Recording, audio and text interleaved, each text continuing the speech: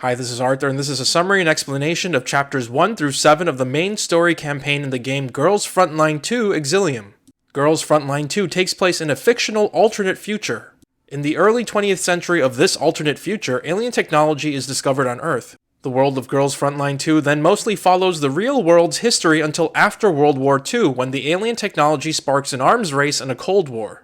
Subsequent accidents involving alien technology and World War III lead to the global spread of collapse radiation. The spread of collapse radiation leads to devastation of the environment and the human population. This in turn led to the development of dolls, humanoid robots with artificial intelligence who are capable of withstanding collapse radiation. Dolls have civilian uses but are often used in warfare. The story of Girls Frontline 2 focuses on the commander, a former member of the private military contractor Griffin and Kruger. The game takes place in the year 2074, about 10 years after the commander left Griffin. The commander has since become a bounty hunter with a squad of dolls under her command and mostly resides in the contamination zones of Eastern Europe. The game opens to a cinematic of a doll named Darcher being ordered to retrieve the sample. Darcher, along with a bunch of mechanized soldiers, attack a squad of 4 dolls who have the sample. The 4 dolls are named Groza, Nemesis, Kralik, and Kolfine. They fight Darcher's forces when an ally named Paradeus shows up and helps them escape. Groza is separated and fights Darcher, leading to an explosion and Groza falling into the city below. We now move some time into the past and to the commander's perspective. The commander recalls a conversation she had when she left Griffin. The commander soon wakes up in the ops room of the Elmo, the commander's mobile base vehicle. They are currently in the contamination zone.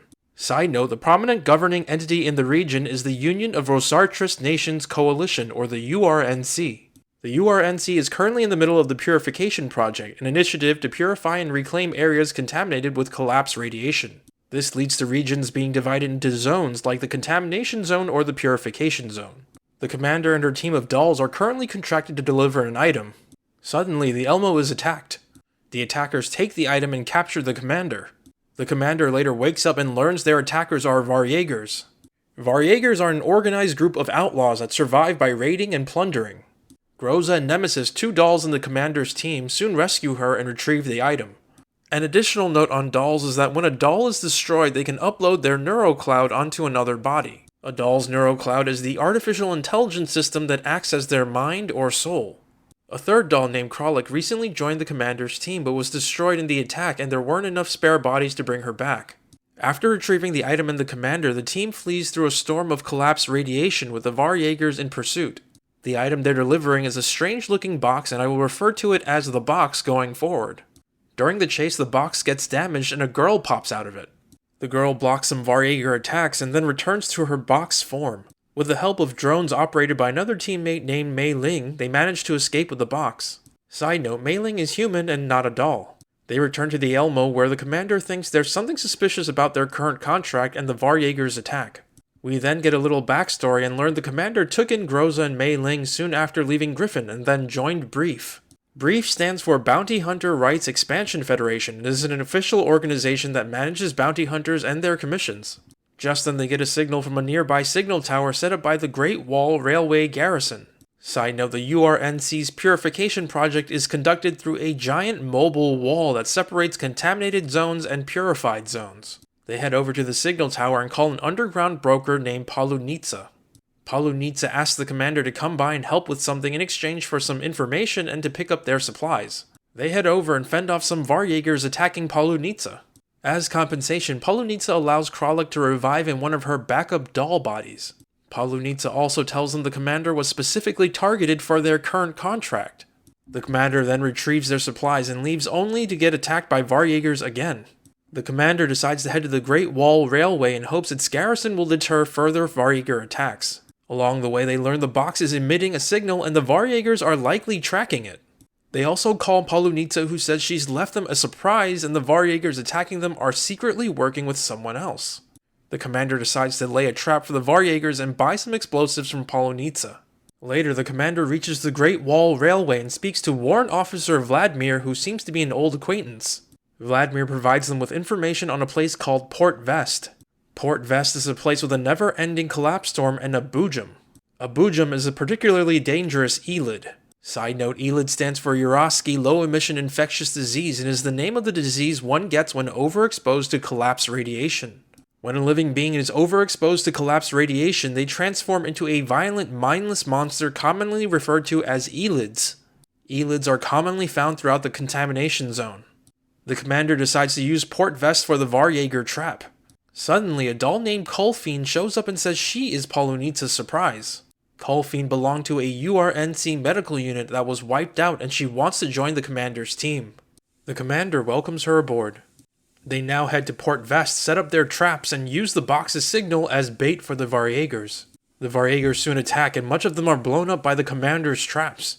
We move to the perspective of Bercel, the attacking Varjager's leader, talking to his secret partner. The secret partner orders Bercel to get the box and Bercel orders his forces to go get it. Back to the commander's perspective, reports of an incoming collapse storm and other signs of growing collapse radiation have the commander suspicious. The commander orders Groza to retrieve the box so they can retreat and wait out the collapse storm.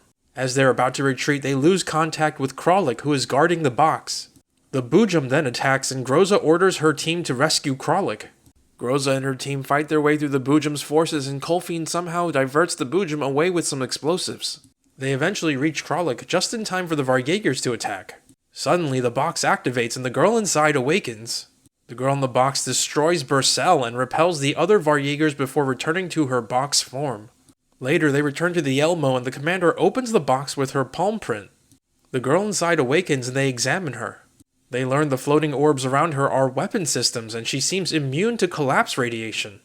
The girl also has a serial number with the word Helena in it, so they name her Helena. They now head to the purification zone and get a call from the client of their contract.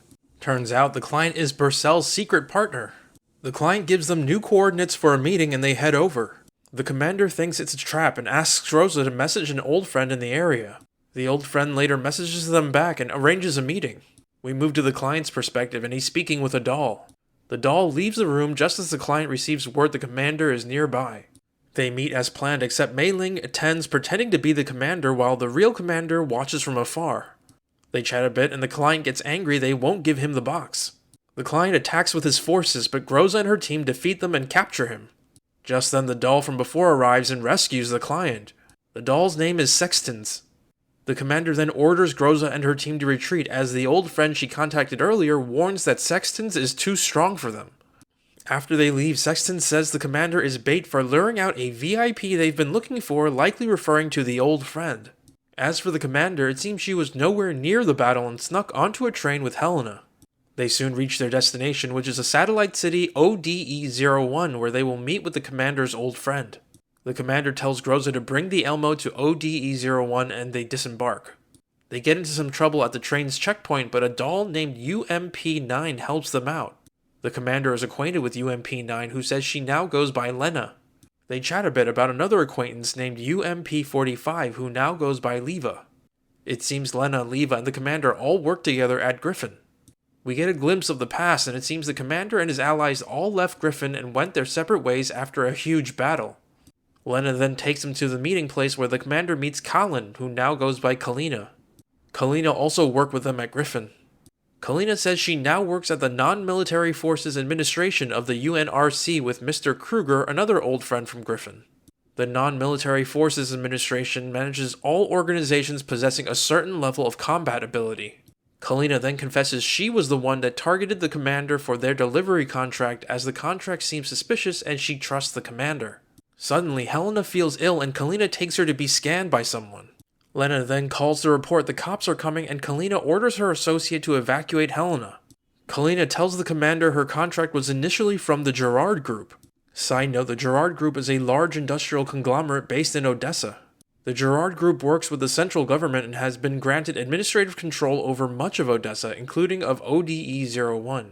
The Gerard Group's control of the region was supposed to be handed off to the local government, but the group is applying for continued control. Lena again reports the cops are almost at their location. Kalina loses contact with her associate who has Helena, which implies Helena has been taken. Helena's signal can be tracked, so Kalina tells the commander to go after Helena while she handles things here. Lena and the commander escape out a window before police rush into the room. The police accuse Kalina of various crimes and she goes with them to cooperate with their investigation. Back with the commander, Lena explains they came to the city to investigate the Gerard Group's possession of a powerful, unregistered armed force. Helena escorts the commander to a building and gives her tickets and IDs that will let her board a train out of the city. The commander then enters the building and meets with Groza and the rest of her team, who were brought here by Leva. They watch a video from another old Griffin acquaintance named Persicaria. Persicaria explains a device called a remolding pattern, which can grant dolls greater power. Sexton's had a remolding pattern, which is why she was so strong. Groza says she and the other dolls have been given remolding patterns, but they cannot access their full potential. Just then, Leva calls and says they've located Helena. Groza and her team head off to retrieve Helena while the commander heads to the train station to wait for them. Groza and her team reach Helena's location where inside the client and Sexton's forces guard Helena. Groza and her team go inside, rescue Helena, and escape via a car provided by Helena. We move to the client and Sexton's perspective, who are managing the pursuit of Groza and her team. Sexton steps outside and orders Dartor to join the pursuit. Back with Groza, drones and mechanized soldiers attack them and force them out of the car. Dartor then arrives. Dartor uses her remodeling pattern to transform into a powerful form and they fight. During the battle, Groza orders the rest of the team to take Helena and go while she holds off Dartor. The team escapes while Groza and Dartor battle with their remolding patterns, creating an explosion that sends Groza into the city below. We move perspectives again to Helena demanding answers from an Odesa government official. The official reveals that she is in fact Sexton's and says her parting gift will soon arrive. Police suddenly break into the room, and as they are about to execute Helena, Lena and Leva arrive and rescue her. Lena then leaves to help the commander. We go back to the client and Sexton arguing. The client reveals his real name is Darren Claude of the Claude family. Sexton steps outside and contacts Dartor, who seems to have survived. Sexton orders Dartor to continue the pursuit. Sexton then goes back to the room and seemingly shoots Claude. We move to Dartor, who is standing in front of what is likely Groza's broken body when she receives an anonymous call.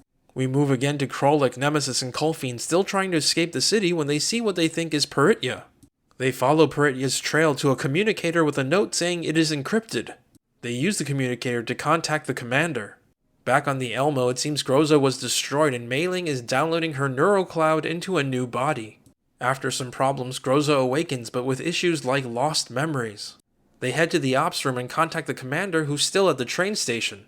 The plan is to get the rest of the team onto the train and meet the Elmo at a later stop. After the call ends, Lena shows up, gives the commander new tickets and IDs, and tells her to meet them in Kiev. Lena also shows a message left by Dandelion, another old Griffin acquaintance. Just then, Krolik, Kolfine, and Nemesis arrive with Helena and they all board the train. They later reach their designated stop and return to the Elmo. Once on board, they get another message arranging a meeting at new coordinates. The message seems legitimate as it has Kalena's verification code. They head towards the new coordinates and Groza says she's lost much of her memories before meeting the commander.